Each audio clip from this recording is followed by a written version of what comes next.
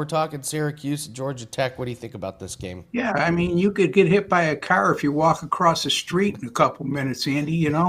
So I wouldn't worry about Haynes King, although your concerns are relevant since with his injury history and also the amount of times he runs the ball. I did a college football betting preview show with Teddy Covers over at the Westgate earlier before the season began. And one of us had Georgia Tech to win the ACC at moneyline odds of plus 700, and it wasn't Teddy. So there's only one other person in the room then, and that was me. So I'm with you, Andy. Georgia Tech 7-0, ranked 7th nationally. Now, a lot of people that are the pundits that will say, Georgia Tech is not as good as the record indicates. I can understand that. I mean, they barely get by at Wake Forest, winning by 1. They haven't been overly impressive in terms of style points when they win.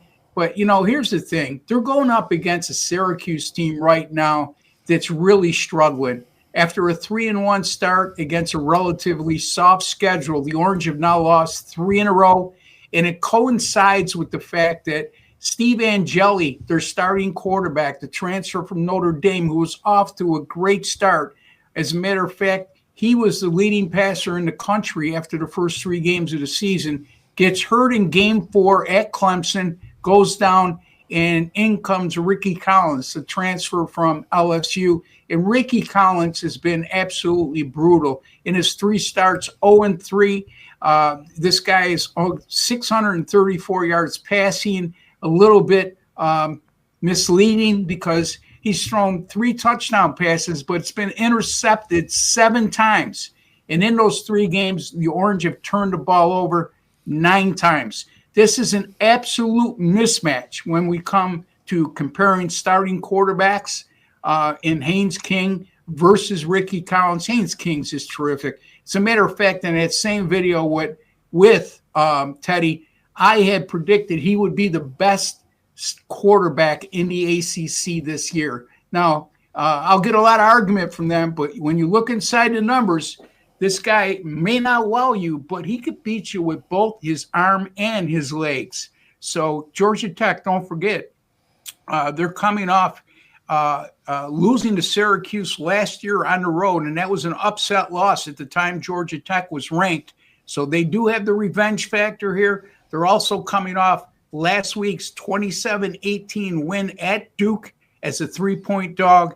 And that's the same Duke team that walloped Syracuse a couple weeks back, 38-3 on the road. They won that at Syracuse and outgained the Orange by 199 yards. So if you're one of those people who likes to compare similar opponents or common opponents, that certainly bodes well for Georgia Tech. I'm going to lay to 17.5 here with Georgia Tech over Syracuse. College football 2-1 Saturday, NFL 4-0 Sunday. Unfortunately, I lost the Monday night game, but it was a hell of a weekend for my Weekend Warrior subscribers.